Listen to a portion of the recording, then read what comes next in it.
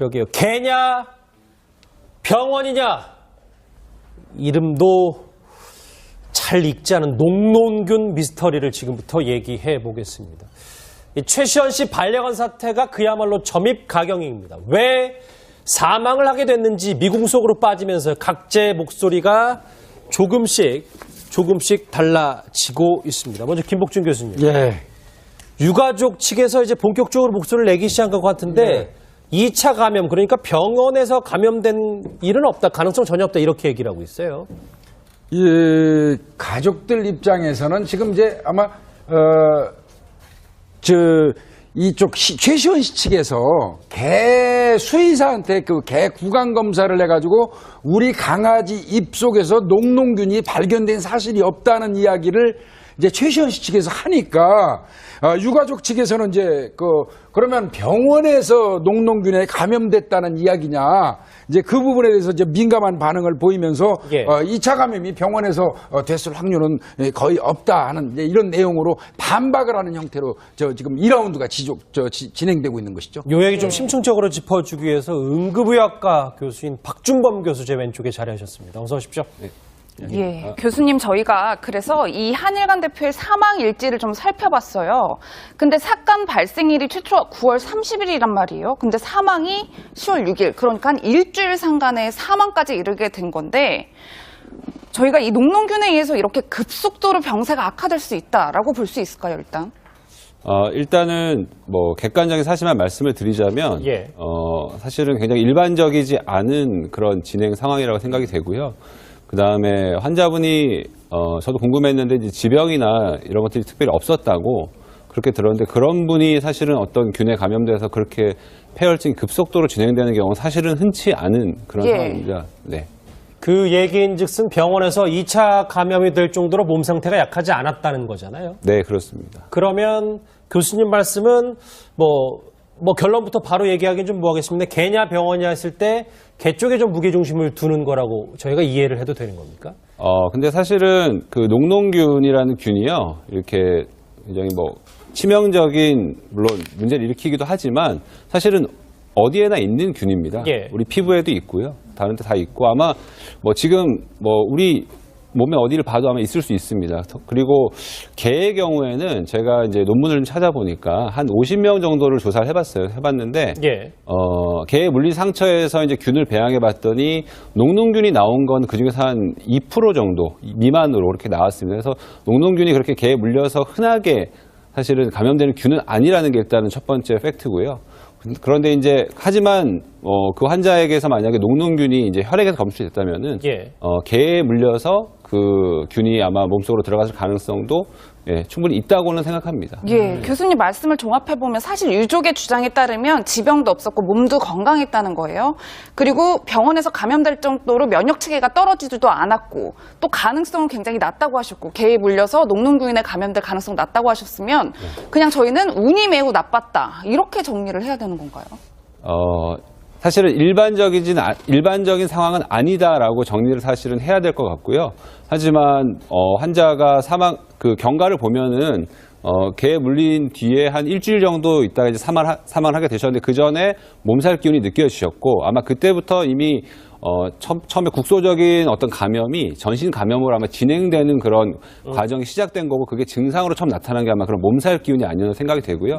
그게 진행되는 과정에 사실은 본인이 느끼기에는 그냥 평소에 느낀 감기, 몸살 정도 생각하셨을 거고, 상처 자체가 만약에 막 감염이 심해서 고름이 나고 했다면 다시 병원을 분명히 가셨을 텐데 아마 그렇진 않았을 것 같습니다. 그래서 그 상처와 관련해서 생각을 못 하셨을 것 같고요.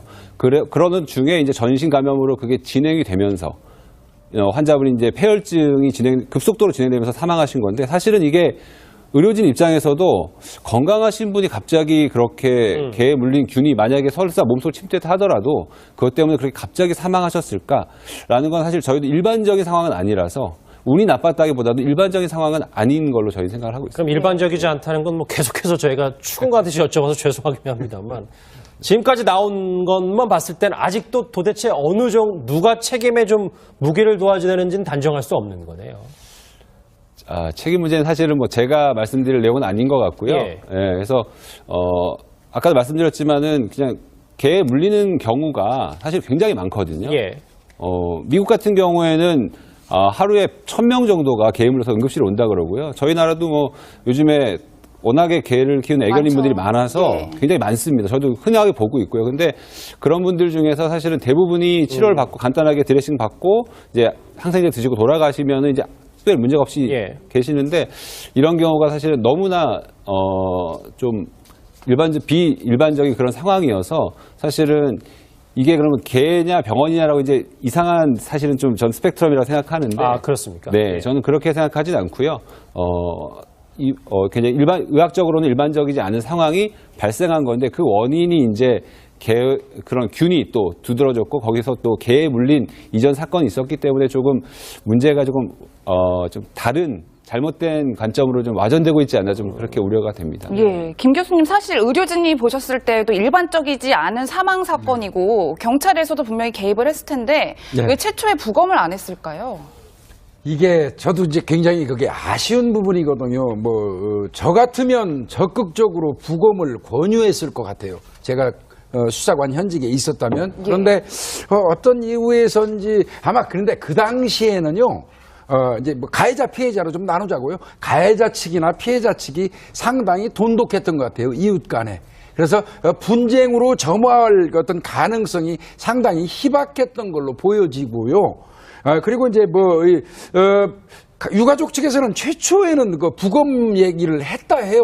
예. 경찰한테 그랬더니 경찰에서 부검할 수는 있지만 이제 부검 어떤 절차 같은 거를 좀 자세히 설명을 한 것 같습니다.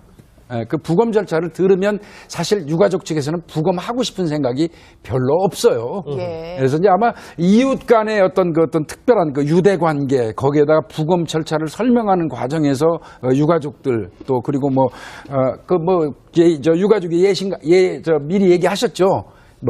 다시 살아 돌아올 수 있는 것도 아닌데 이런 것 등등이 이제 결합적으로 작용한 걸로 보이는데 아쉬운 부분이에요. 그 부분. 예. 그것도 또 매장을 했으면 진짜 문제가 된다면 매장한 상태에서 부검도 가능해요. 예. 근데 지금 이제 화장해서 장례 치렀거든요. 예. 오른쪽에 준비한 거 한번 짚어봐야 될 것 같습니다. 아까 여기 계신 박 교수님께서는 너무 개냐 병원이냐라고 특정 짓는 것도 좀 어려운 문제다라고 했지만 사실 저희는 이 사인 미스터리 왜 그 전 한일관 대표가 사망에 이르겠는지에 대한 궁금증, 미궁 속에 빠진 거를 좀 밝혀는 내야 되는데 양 변호사님, 최시원 씨 측에서 개 녹농균이 없다라는 증빙 서류를 제출을 했더라고요.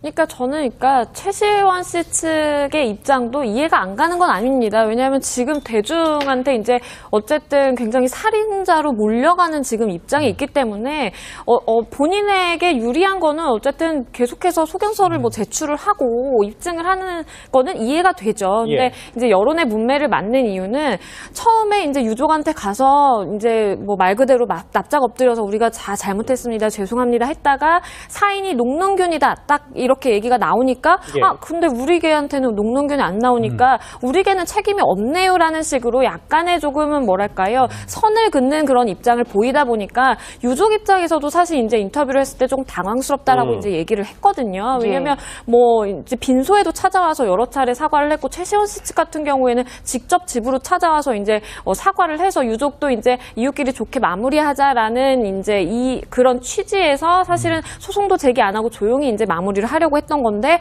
갑자기 우리 개는 책임이 없다. 과태료 5만 원에서 끝날 일이다라는 식으로 이제 방어를 하다 보니까 조금 유족이나 대중의 그런 마음에 있어서 조금의 반감이 일어나는 것 같고요. 예. 어쨌든 녹농균이 원인이기는 한데 대중들의 입장에서 궁금한 거는 개에서 안 나왔더라도 치료 과정에서 그게 녹농균에 의해서 감염이 된 거면 그러면 1차 원인 제공은 개니까 그러면 개한테도 책임을 물을 수 있는 거 아니냐? 아니면 또는 정말로 일각에서 이제 최시원 씨 측에서 주장하는 그런 이제 취지대로 정말로 병원에서 이게 잘못된 건가? 라는 그런 두 가지 의문점이 대중들한테는 굉장히 강한 것 같습니다. 이해가 됐어요. 준비한 거 한번 더 보실게요. 최시원 씨 측이 일단 우리 개에서 녹농균이 없다고 얘기하자 유족 측도 조금씩 예민한 인터뷰를 내놓을 수밖에 없는 것 같아요. 예, 박 변호사님 유족의 말처럼 그 여론의 문매에서 탈출하려는 탈출구일 수도 있겠지만 한편으로 생각해 보면 이런 증빙 자료들이 앞으로 있을 민사 민사소속이나 뭐 합의 과정에서 굉장히 중요한 자료가 될 수 있겠다 이런 생각도 있어요. 이게 의아합니다. 변호사 입장에서 봤을 때는 실제로 이 최시원 씨 측에서는 예. 두 가지를 다 보는 것 같아요. 이 유족들하고도 좀 문제지만 여론 부분도 보지 않을 수 없기 때문에 또 문제되는 어떤 자료 같은 것들을 미리 준비를 해가지고 지금 제공하는 거거든요. 근데 두 가지를 다 얻으려고 하다가 보니까 이 유족들하고 합의를 받고 원만하다고 얘기를 했는데 실제로 지금 보면 여론의 탈출구로서 저런 자료들을 내는 게 아니냐고 유족들이 지금 반발하는 상황이거든요. 예. 이렇게 되면 그 합의라는 게 의미가 없어질 수가 있습니다. 형사소송은 불가능할 수 있어서 민사소송은 언제라도 가능해요. 그게 소외 합의를 해서 뭐 공증을 하고 뭐 계약서를 쓰지 않는 이상은 또 할 수 있기 때문에 이 최시원 씨 측에서 두 가지 다 얻는 과정에서 조금 무리수가 아닌가. 오히려 이런 어떤 뭐 그 개 이빨에서 그런 게 검출되지 않았다는 자료를 갖고는 있어도 그거를 굳이 언론에 얘기함으로써 유가족들을 좀 자극한 게 아닌가 이렇게 보입니다. 예. 그렇게 보시는군요. 박중범 교수님 다시 제가 아직은 좀 명확히는 이해가 안 되는 부분도 있어서 이게 병원 측에서 얘기를 들어보니까 이 보면 숨진 이 한일관 대표에게 검출된 녹농균이 내성 녹농균은 아니고 일반 녹농균이다. 이게 지금 뭐가 다른 거예요? 내성 녹농균이라는 거는 이제 내성이라는 건 항생제에 세균들이 죽지 않으려고 자기 나름대로의 방어 기제를 만들어서 변형이 된 그런 균을 말하거든요. 근데 이 균 같은 경우에는 내성 녹농균이 아니라는 거는 병원에서 쉽게 말해서 균이 돌아다니면서 계속 다른 환자에 감염되었다가 항생제를 해서 이제 자기가 적응한 그런 균이 아니고 이제 아까도 말씀드렸지만 우리 몸에 이제 상재에 있는 균이고 환경에 상재에 있는 균이기 때문에 그런 것들이 그냥 혈액에서 검출된 것이다라는 걸 얘기한 것 같습니다. 예, 교수님뿐만 아니라 병원 측에서는 또 원내 감염을 하기에는 진료 시간이 너무너무 짧았다 이런 주장도 하고 있어요. 네, 뭐 사실입니다. 사실은 그 환자가 와서 치료받으신 게 이제 상처를 소독한 거거든요. 그러려면은 환자 이제 상처를 보고 저희가 일반적으로 이제 소독약을 거기다 바르고 그다음에 거기에 있는 균들, 이제 표제에 있는 균들과 또 일부는 또 내부에 이제 상처 속으로 들어간 균들이 이제 죽기를 기다리면서 소독을 하고 그다음에 거기에 맞게 이제 치료를 하고 그렇게 이제 귀가하시거든요. 그러다 보니까 사실 그 과정에서 그러면은 균을 더 안으로 집어넣어서 더 혈액 속으로 들어가도록 했다든지 뭐 그런 감염을 더 심하게 했다든지 그럴 가능성은 사실은 굉장히 낮다고 생각합니다. 예. 상간에 사망까지 이르게 된 건데 저희가 이 녹농균에 의해서 이렇게 급속도로 병세가 악화될 수 있다라고 볼 수 있을까요, 일단? 일단은 뭐 객관적인 사실만 말씀을 드리자면 예. 사실은 굉장히 일반적이지 않은 그런 진행 상황이라고 생각이 되고요. 그 다음에 환자분이 저도 궁금했는데 이제 지병이나 이런 것들이 특별히 없었다고 그렇게 들었는데 그런 분이 사실은 어떤 균에 감염돼서 그렇게 폐혈증이 급속도로 진행되는 경우는 사실은 흔치 않은 그런 예. 상황입니다. 네. 그 얘기인즉슨 병원에서 2차 감염이 될 정도로 몸 상태가 약하지 않았다는 거잖아요. 네, 그렇습니다. 그러면 교수님 말씀은 뭐 결론부터 바로 얘기하기는 좀 뭐하겠습니다. 개냐 병원이냐 했을 때 개 쪽에 좀 무게중심을 개에 물려서 그 균이 아마 몸속으로 들어갔을 가능성도 충분히 있다고는 생각합니다. 예, 교수님 말씀을 종합해보면 사실 유족의 주장에 따르면 지병도 없었고 몸도 건강했다는 거예요. 그리고 병원에서 감염될 정도로 면역 체계가 떨어지지도 않았고 또 가능성은 굉장히 낮다고 하셨고 개에 물려서 녹농균에 감염될 가능성 낮다고 하셨으면 그냥 저희는 운이 매우 나빴다 이렇게 정리를 해야 되는 건가요? 사실은 일반적인 상황은 아니다라고 정리를 사실은 해야 될 것 같고요. 하지만 환자가 경과를 보면은 개에 물린 뒤에 한 일주일 정도 있다가 이제 사망하게 되셨는데 그 전에 몸살 기운이 느껴지셨고 아마 그때부터 이미 처음에 국소적인 어떤 감염이 그 개 구강 검사를 해가지고 우리 강아지 입속에서 녹농균이 발견된 사실이 없다는 이야기를 이제 최시원 씨 측에서 하니까 유가족 측에서는 이제 그러면 병원에서 녹농균에 감염됐다는 이야기냐 이제 그 부분에 대해서 이제 민감한 반응을 보이면서 예. 2차 감염이 병원에서 됐을 확률은 거의 없다 하는 이제 이런 내용으로 반박을 하는 형태로 지금 2라운드가 진행되고 있는 것이죠. 요 얘기 좀 심층적으로 짚어주기 위해서 응급의학과 교수인 박준범 교수 제 왼쪽에 자리하셨습니다. 어서 오십시오. 네. 예, 교수님 저희가 그래서 이 한일관 대표의 사망 일지를 좀 살펴봤어요. 근데 사건 발생일이 최초 9월 30일이란 말이에요. 근데 사망이 10월 6일, 그러니까 한 일주일 두는 거라고 저희가 이해를 해도 되는 겁니까? 근데 사실은 그 녹농균이라는 균이요, 이렇게 굉장히 뭐 치명적인, 물론 문제를 일으키기도 하지만 사실은 어디에나 있는 균입니다. 예. 우리 피부에도 있고요. 다른 데 다 있고 아마 뭐 지금 뭐 우리 몸에 어디를 봐도 아마 있을 수 있습니다. 그리고 개의 경우에는 제가 이제 논문을 좀 찾아보니까 한 50명 정도를 조사를 해봤는데, 예. 개의 물리 상처에서 이제 균을 배양해 봤더니 녹농균이 나온 건 그 중에서 한 2% 정도 미만으로 이렇게 나왔습니다. 그래서 녹농균이 그렇게 개에 물려서 흔하게 사실은 감염되는 균은 아니라는 게 일단은 첫 번째 팩트고요.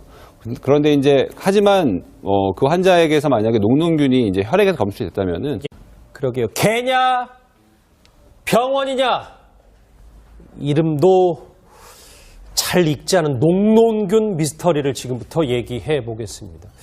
이 최시원 씨 반려견 사태가 그야말로 점입가경입니다. 왜 사망을 하게 됐는지 미궁속으로 빠지면서 각자의 목소리가 조금씩 달라지고 있습니다. 먼저 김복준 교수님. 예. 유가족 측에서 이제 본격적으로 목소리를 내기 시작한 것 같은데 2차 감염, 그러니까 병원에서 감염된 일은 없다, 가능성 전혀 없다, 이렇게 얘기를 하고 있어요. 이 가족들 입장에서는 지금 이제 아마 이쪽 최시원 씨 측에서 개 수의사한테